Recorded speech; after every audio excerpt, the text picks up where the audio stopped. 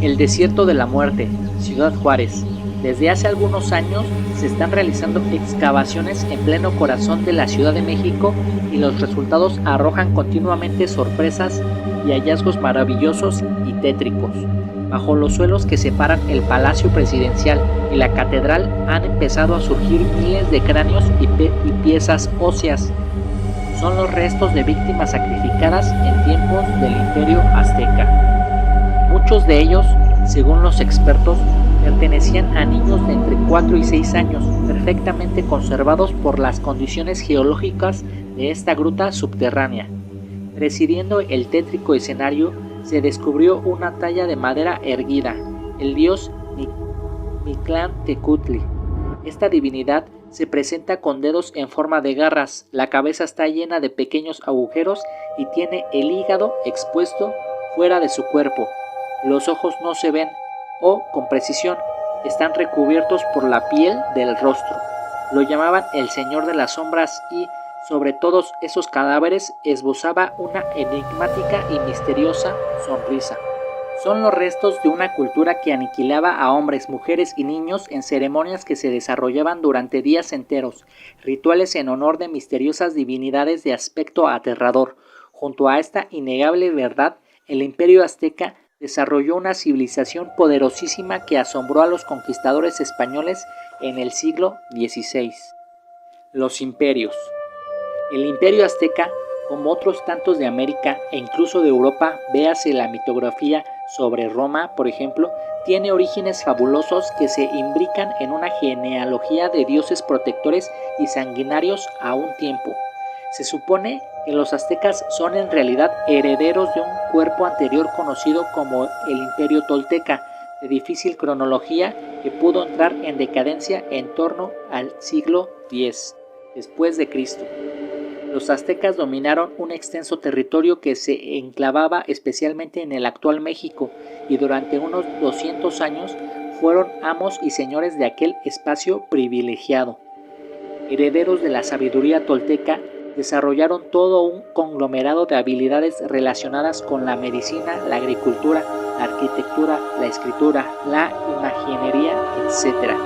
Pero todas estas disciplinas se basaban en una principal: la astronomía. Aunque los españoles que conquistaron aquellas tierras estaban poco dispuestos a admitir la grandeza del Imperio Azteca, sí valoraron sus riquezas y en alguna medida su imponente desarrollo intelectual. Sin embargo, los conquistadores y los aficionados que nos acercamos hoy a esa cultura encontraron una profunda contradicción entre la magnificencia de su civilización y los sanguinarios rituales de los templos. Cada cierto tiempo, siempre de acuerdo con los designios de los sacerdotes, se llevaban a cabo horrorosas ceremonias sangrientas en las que se sacrificaban a mujeres, hombres y niños en honor de sus misteriosas divinidades. Se asegura que los dioses del panteón azteca necesitaban beber sangre constantemente, y todo esto ocurría en los templos y en las pirámides que los conquistadores llamaron del horror. Bernal Díaz del Castillo es uno de los grandes cronistas renacentistas y autor de la singular Historia verdadera de la conquista de la Nueva España, publicada en 1632. Este soldado participó personalmente en la conquista de México y estuvo a las órdenes del mismísimo Hernán Cortés. En su historia, Bernal Díaz del Castillo no deja de sorprenderse ante esos rituales que, en la cultura europea, resultaban bárbaros y horrendos. Yo, Bernal Díaz del Castillo, afirmo que lejos de las costas de lo que llamamos México, descubrimos países densamente poblados, donde se construían casas de cal y canto y se adoraban a dioses a los que sacrificaban muchos seres humanos. Había una placeta donde ponían a los tristes indios para sacrificar, rodeados de malas figuras y de la mucha sangre derramada aquellos días.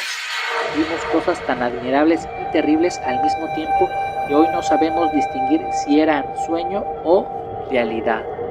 Huesos del desierto. La hipótesis estremecedora que se está planteando en la actualidad es que aún hay seguidores de aquellas divinidades en México. En este país, como en Perú, no falta quien desee recobrar aquel espíritu misterioso y sangriento. Esta inconcebible posibilidad resulta aterradora, pero ciertos sucesos obligan a plantearla. Como se sabe, en una zona de México, Ciudad Juárez, están ocurriendo episodios criminales para los que no parecen encontrarse explicaciones solventes y definitivas. Se habla de 300 mujeres muertas desde 1993 y en torno a 4,000 desaparecidas. Los cadáveres o los restos de cadáveres que se han encontrado son mujeres en su mayoría. Aparecen con mutilaciones y símbolos que podrían recordar a aquellas víctimas del siglo XVI. Aparecen 8 cadáveres de mujeres ejecutadas en Ciudad Juárez. Titulares como el presidente son constantes en la prensa mexicana y por desgracia son tan habituales que apenas saltan a las portadas de los rotativos del mundo. Las autoridades desarrollaron algunos planes de seguridad, pero las desapariciones y los asesinatos parecen haber entrado en una espiral incontenible. Cada día aparecen más mujeres muertas, muchas de ellas mutiladas con extrañas simbologías. Todo esto está ocurriendo en Ciudad Juárez, una población de 1,5 millones de habitantes, en el desierto que se extiende en la frontera entre Estados Unidos y México, un lugar problemático y donde parece darse una cierta aparente impunidad ante el crimen, lo cual ha permitido que las estadísticas de asesinatos, secuestros y desapariciones hayan aumentado alarmantemente. Los expertos empiezan a hablar de los misterios que se esconden detrás de las matanzas de Ciudad Juárez. La historia es digna de los relatos de terror más gore, pero es dramáticamente real. El paisaje es aterrador. Las dunas fronterizas se tornan amenazadoras al caer la noche. Nadie sabe quién está sacrificando a decenas de mujeres cada semana, quién las desmiembra y las entierra en fosas cubiertas por la arena o las abandona en el desierto. Aparecen cuerpos mutilados entre los montículos, cadáveres de jóvenes violadas y salvajemente asesinadas. 300 casos en los últimos años, crímenes sin solución, sin culpables, sin sospechosos, envueltos en el denso silencio del desierto. Ante semejante carnicería, asociaciones populares y grupos de derechos humanos han alzado la voz ante la presunta impunidad con que operan los criminales. Están molestos porque entienden que se han corrido una implacable cortina de silencio en torno a este macabro asunto, pero los cuerpos de las víctimas claman al cielo.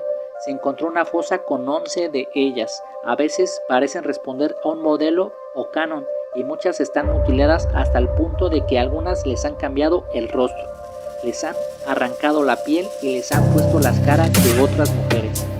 Esto permite hacerse una idea del tipo de individuos a los que nos estamos enfrentando. Judith Torrea Oiz, una valiente periodista navarra, lleva 5 años viviendo en la frontera y nos explica la angustia de las madres que se ven obligadas a vagar por los desiertos en busca de algún resto de sus hijas desaparecidas. Una mano, una prenda íntima, una cabeza. Siempre son personas particulares, no las autoridades, las que encuentran estos restos en parajes inhóspitos.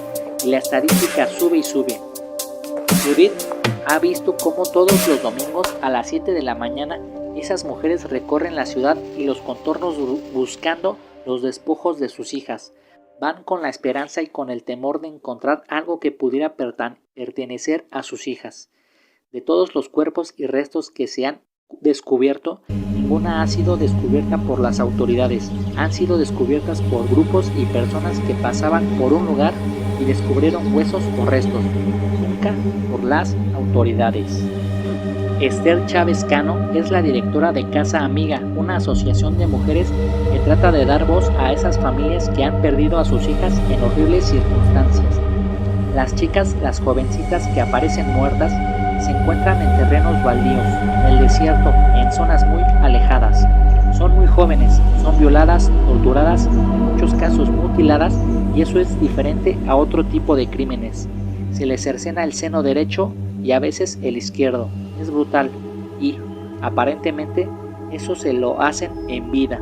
No hay palabras para describir esos actos, esa brutalidad, esa deshumanización. No sé cómo estas mujeres pueden seguir viviendo recordando las últimas horas de angustia de sus hijas.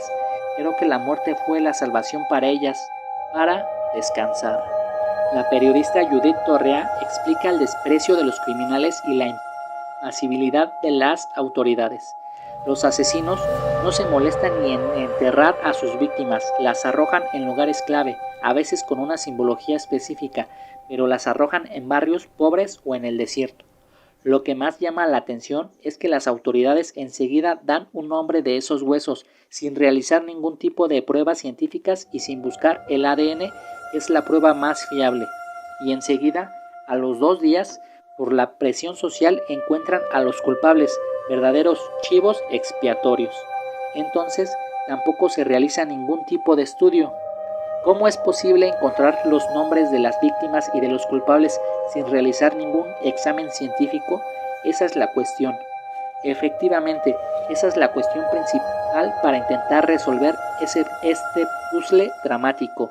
Existe cierta impunidad, al parecer, ciertos condicionantes políticos y sociales, un entramado de grupos narcotraficantes, una situación inestable en la frontera. En todo caso, la cantidad de mujeres asesinadas, algunos meses el número se eleva hasta 60 víctimas y la proximidad temporal de los crímenes resultan especialmente llamativas. Nuestro estado es el más grande de la República Mexicana, explica Esther Chávez Cano.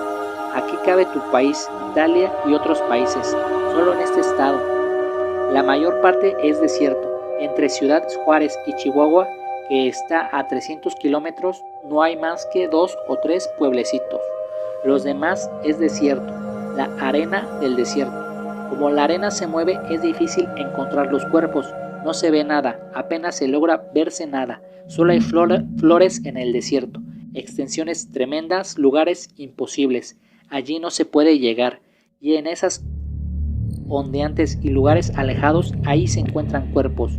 Solo unos vehículos muy potentes podrían llegar a esos sitios o tal vez las arrojan desde helicópteros. No sabemos qué pasa, lo ignoramos. Estamos llenas de preguntas y con muy pocas respuestas a lo largo de estos últimos 10 años. La pregunta inmediata es si hay algún patrón en las víctimas, si las eligen por alguna razón, si son de cierto tipo fisionómico. ¿Cómo debe ser una joven para que sea víctima propicia para estos asesinatos o para estos grupos de asesinatos que actúan en Ciudad Juárez? Intentan localizar a mujeres pobres, jóvenes y hermosas, explica Judith Torrea.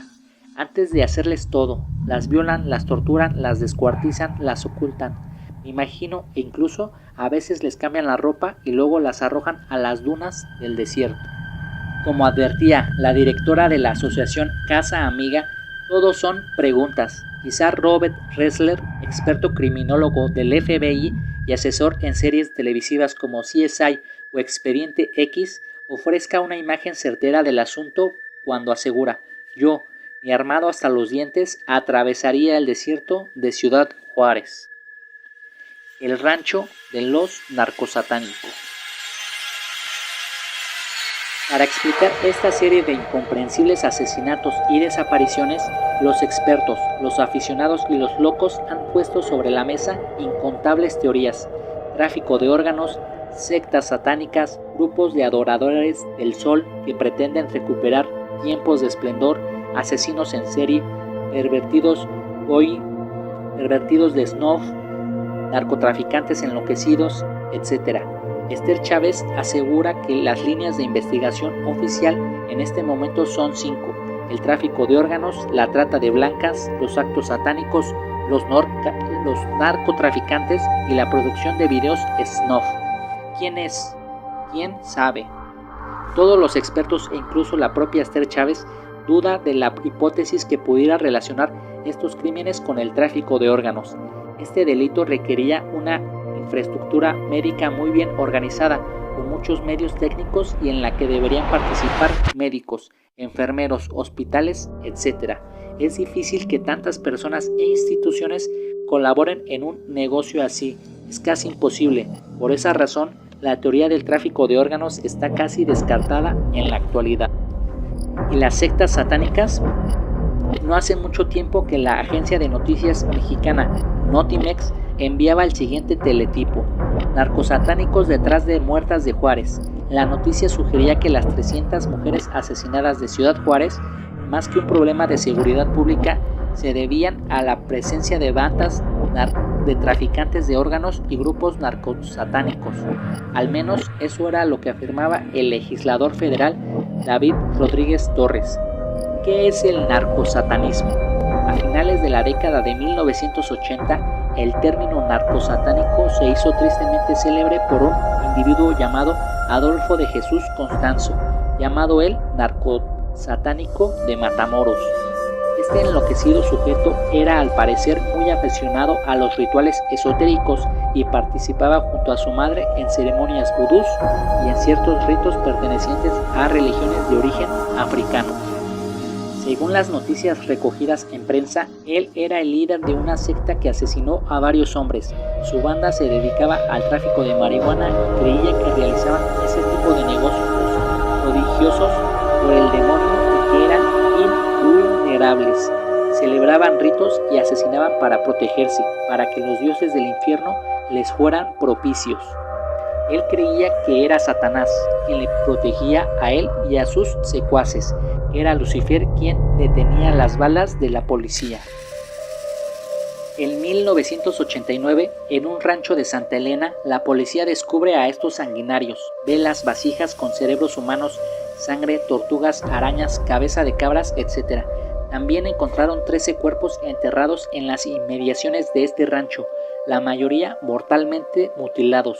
A algunos de ellos se les habían extirpado el cerebro, a otros les habían arrancado huesos de la columna vertebral con los que presumiblemente habían hecho amuleto. Otra hipótesis, como se ha adelantado, consiste en que estas jóvenes sean asesinadas con el único fin de grabar su muerte en video. Estas son las snuff movies, argumento principal de la primera película de Alejandro Amenábar de 1996. En principio, este tipo de filmaciones parece que forman parte de leyendas urbanas. Sin embargo, hay quien afirma que estos videos realmente se ruedan, se comercializan y se venden.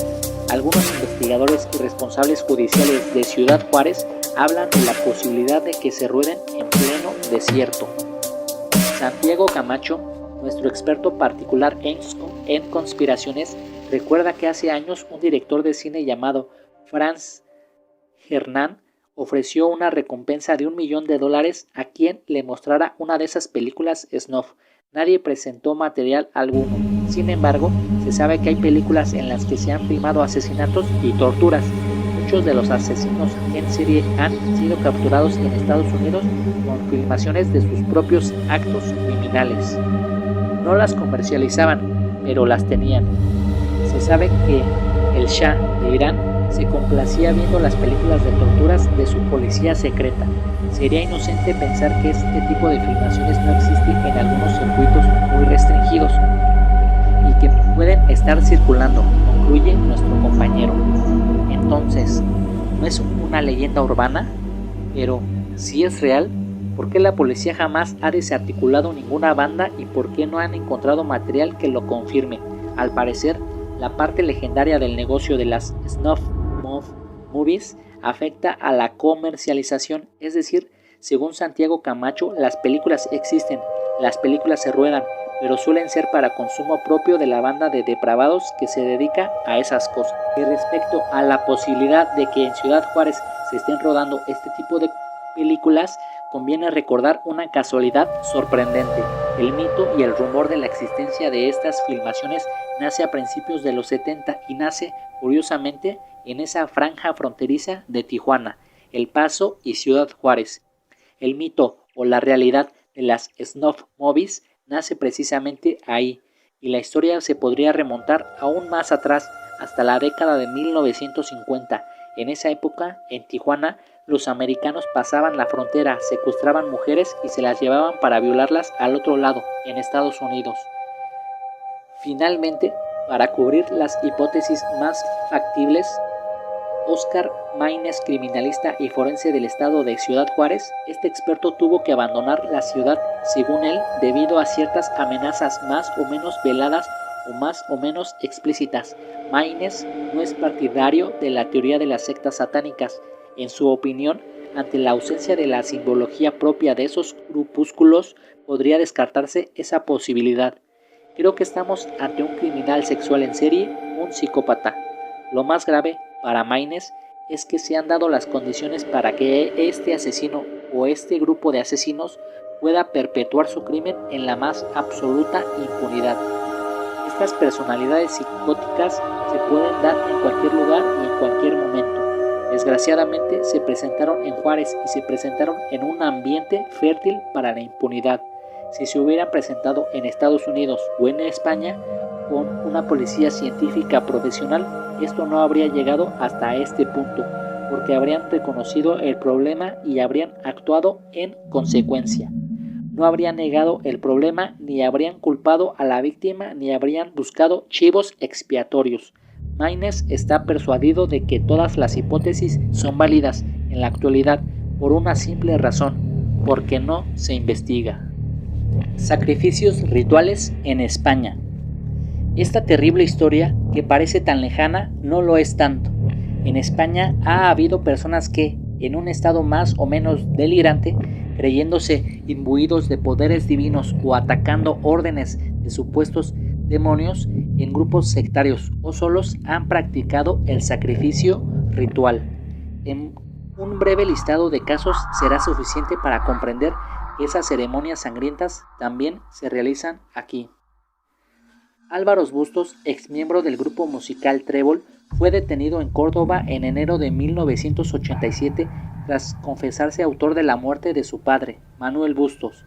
Le clavó una estaca de madera en el corazón cuando estaba durmiendo porque, según declaró, encarnaba el mal. Estaba convencido de que su padre se iba a reencarnar y por ello, después de asesinarlo, le cortó los talones para que no pudiera caminar. Y Elena Elch asesinó en el año 2000 a su hija de 30 años durante un ritual. La acusada aseguró que Dios le dijo que ella y él eran el demonio. Una niña de 6 años, Montserrat Fajardo Cortés, fue asesinada en marzo de 2002 en la barriada de Piedras Redondas en Almería. Según fuentes policiales, murió a manos de su madre y de su tía, que practicaban rituales de brujería y espiritismo. Uno de los casos más claros de satanismo se produjo en Carabanchel, Madrid, en septiembre de 1997. En esas fechas se descubrió el cadáver descuartizado de un hombre. En su pecho derecho llevaba el marcado número de la bestia, 666, y una estrella de 5 puntas. Apareció sin cabeza, sin manos, sin piernas, metido en una caja de cartón. Los periódicos lo llamaban el hombre sin rostro de Carabanchel. La policía investigó el caso y todas las pistas conducían a Zaragoza, siguiendo a un grupo sectario de corte satánico, pero allí se acabaron las pistas y se acabaron los indicios. Este caso se englobó en una categoría que se llama satanismo ácido. El satanismo ácido estaría relacionado con los grupos de narcotraficantes, una versión española de los narcosatanistas de México. En los ajustes de cuentas entre bandas de narcotraficantes, en vez de hacer una corbata colombiana, cortar el cuello y sacar la lengua por la tráquea, los satanistas ácidos se dedican a hacer rituales aprovechando las religiones o la religiosidad o los cultos espirituales afro-cubanos. Finalmente, cabe recordar un caso dramático que afectó a un español, aunque el crimen no se produjo en España. Es el caso del joven torero español José Tomás Reina Rincón. Fue asesinado en Perú en junio de 2002 y los forenses dijeron que el método era el propio de un ritual. El abogado Marcos García Montes, que condujo el caso, explicaba en qué condiciones había aparecido el cadáver del joven. El cadáver venía eviscerado, sin vísceras, y no tenía ni cerebro ni cerebelo, y en el tórax y abdomen nada, es decir, ni cerebro, ni cerebelo, ni hígado, ni pulmones, ni riñones, ni estómago, etcétera, etcétera. Habían metido papeles, páginas amarillas en la cavidad craneal, en el cuerpo, en la parte superior del tórax y en la mitad del abdomen venía relleno de serrín. Aunque se han dictado algunas sentencias y hay algunos individuos en la cárcel, el caso sigue abierto y de hecho sin resolver. Este recorrido por los rituales de sacrificio en México permite descubrir una corriente que, desde los albores de la civilización, llega hasta nuestros días. Hombres sacrificando hombres a sus dioses. Puede que todo se reduzca finalmente a asesinos psicópatas, a ajustes de cuentas o a rituales de sectas enloquecidas, pero aquellos espíritus que derramaban sangre humana en los teocalis aztecas parece seguir viviendo en México, en Perú, en España y en otros muchos lugares.